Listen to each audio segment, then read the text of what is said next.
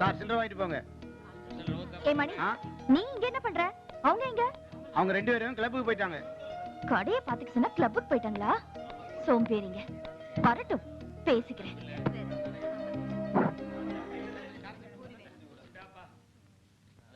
என்ன அது?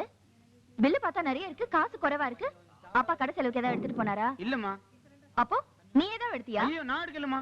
யோ, அப்பாவை எடுக்காம நீயும் எடுக்காம எப்படியா காசு குறைவா இருக்கும்? மரியாதை சொல்லு, நீ தானே எடுத்த? சத்தியமா நான் எடுக்கலம்மா. அப்ப யார் எடுத்தா? உங்க மாமனே தான் சீட் ஆடுறதுக்காக ஆளுக்கு 1000 ரூபாய் எடுத்துட்டு போனாங்க. என்னது?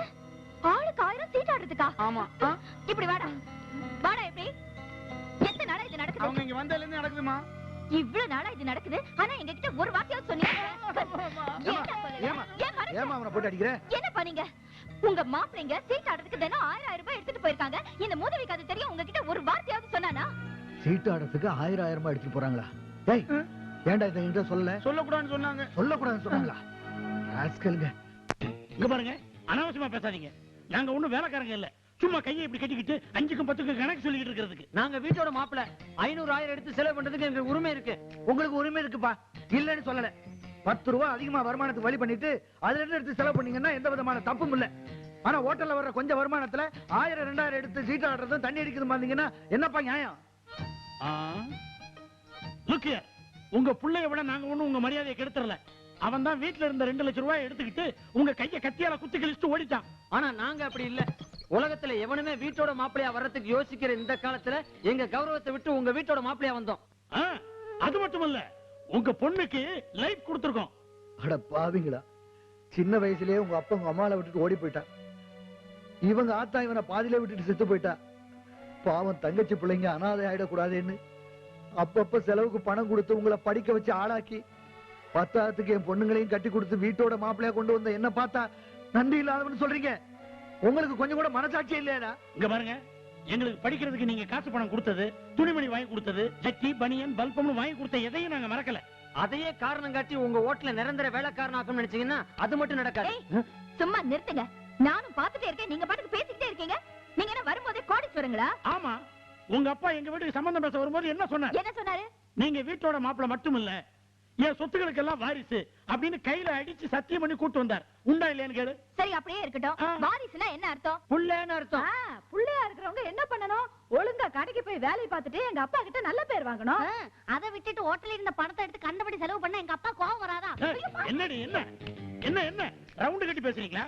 இந்த ரவுடி சத்த வீட்டுக்குள்ள கொண்டு வந்தீங்க, உங்க ஹோட்டல் பக்கமே நாங்க வர மாட்டோம். வர வேண்டாம். நாங்க வராம ஒரு நாள் கூட உங்களால ஹோட்டல் நடத்த முடியாது. நடத்துறமா இல்லையா பாக்கலாமா?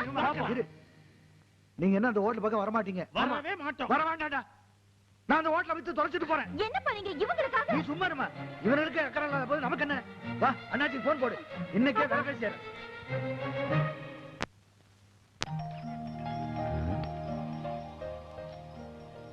காலை டிபன் 10, மத்தியானம் சாப்பாடு 20, மிச்சம் 75 காசா இருக்கு. சரி, அட்ஜஸ்ட் பண்ணிக்கலாம்.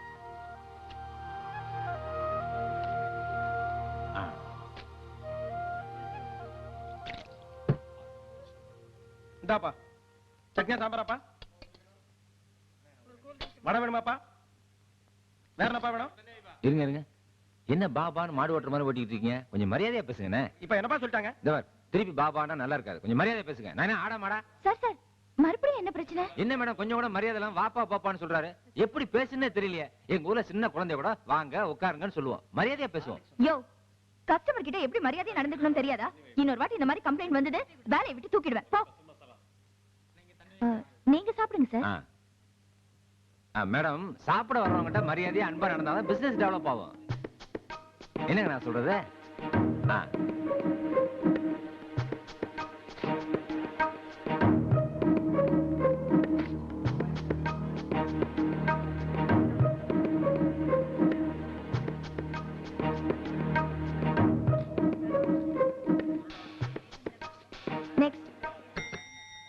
இந்தாங்க பில்லு. 750. நல்லா பாருங்க, 950. நான் எப்பயுமே அடுத்தவங்க காசுக்கு ஆசைப்பட மாட்டேன்.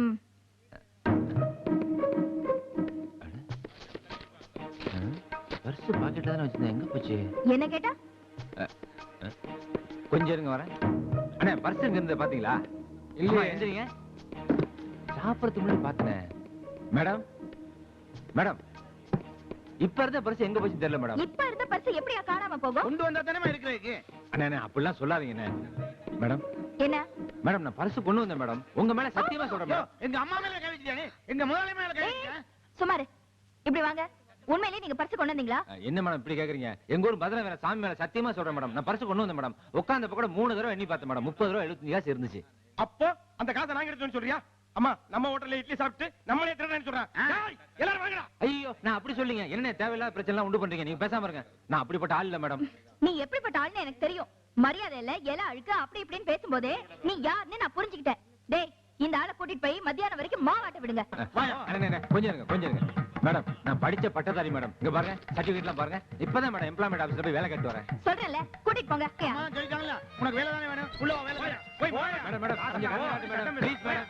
ஏமாத்துறதுக்குன்னே கிளம்பி இருக்கானுங்க. சாபத்ராக்கிங்க.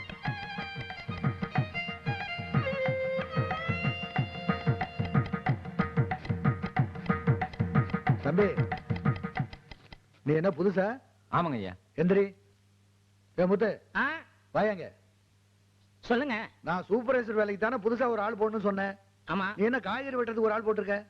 இது நான் போட்ட ஆள் இல்லைங்க. இந்த ஆளு சாப்பிட்டது காசு கொடுக்காம ஏமாத்திட்டு போக பார்த்தான். பாப்பா தான் உள்ள போய் மாவாட்டுறான்னு அனுப்பிச்சது. மாவாட்டுறதுக்கு தான் மிஷின் இருக்குதே, இவன் இருக்கு. அதனாலதான் நான் காய்கறி வெட்டுறான்னு சொன்னேன். அவங்க யாரு? உங்க பொண்ணாச்சே, சும்மா விடுவாங்களா? யோ உட்காரியா. இந்த காயெல்லாம் வெட்டி முடிக்காம நீ வெளியே போக கூடாது. டேய் போடா அந்த பக்கம். வாடா எந்திரிப்பா. உன் பேர் என்ன? மாணிக்கம் ஐயா. என்ன படிச்சிருக்கீங்க? எம்ஏ வரைக்கும் படிச்சிருக்கேன் ஐயா. எம்ஏ படிச்சிருக்கீங்களா? தம்பி இங்க மட்டும் இல்ல, இனிமே எந்த ஹோட்டலுக்கு சாப்பிட போனாலும் சாப்பிடறதுக்கு முன்னாடி பர்ஸ் இருக்கா, பர்சுக்குள்ள பணம் இருக்கான்னு பாத்துட்டு சாப்பிடுங்க. சாப்பிடறதுக்கு முன்னாடி பாத்துட்டு தான் சாப்பிட்டேன். எப்படியோ மிஸ் ஆகி போச்சு. ஏய் நில்லு. உன்னை உள்ள மாவாட்ட தானே சொன்ன, இங்கே வந்த. உள்ள போ. ஏமா இருமா, தம்பி படிச்ச பிள்ளையா இருக்கு, பார்த்தா அப்படி தெரியல, அதனால நான் தான் போக சொன்னேன். அப்பா நீங்க இப்படி அவசரப்பட்டு எல்லாரையும் நம்பித்தான் 2 சோம்பேறிங்களை வீட்டுக்குள்ள உட்கார வச்சு தண்டை சோறு போடுறீங்க. இத பாரு, சொன்ன வேலையை முடிக்காம வெளியில போக முடியாது. உள்ள போ. இருங்கப்பா. இந்த பர்ஸ் டேபிளுக்குள்ள கிடந்தது யாருன்னு தெரியலங்கய்யா. பர்ஸா? டேபிள் கிளியா கிடந்துச்சு. ஆமா சார். அது ஏன் பர்ஸ் தாங்க. ஏய் கீழே கிடந்தா உன் பாஸ் ஆயிடுமா? இது உன் பாஸ் தான் சொல்றதுக்கு என்ன ஆதாரம்? அதுல எங்க அம்மா கூட நான் எடுத்துட்ட போட்டோ இருக்கும் பாருங்க.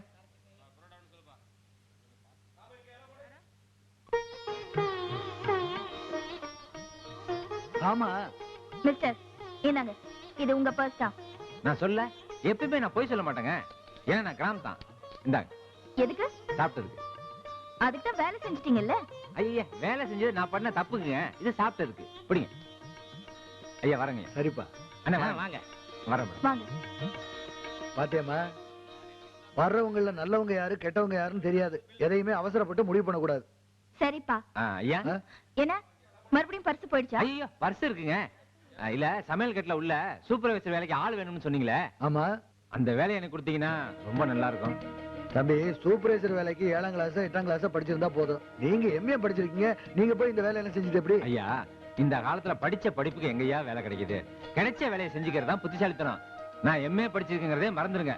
இவன் 8ஆம் கிளாஸ் தான் படிச்சிருக்கான் அப்படின்னு நினைச்சு இந்த வேலையை எனக்கு போட்டு கொடுத்துருங்க ஐயா. கொஞ்சம் பெரிய மனசு பண்ணுங்க ஐயா. யோசிக்காதீங்க. நான் ஊரை விட்டு புறப்பட்டு வந்து 1 மாசம் ஆச்சு. அம்மா வேற தனியா இருப்பாங்க. காசு பணம் இல்லாம கஷ்டப்படுவாங்க. எப்படியா இந்த வேலையை நீங்க எனக்கு தான் போட்டு கொடுக்கணும். ஏமா, தம்பியை பார்த்தா பாவமா இருக்கு, படிச்ச பிள்ளையாவும் இருக்கு, நமக்கும் ஒத்தாசையா இருக்கும். என்ன சொல்ற, வேலை போட்டு கொடுத்துடலாமா?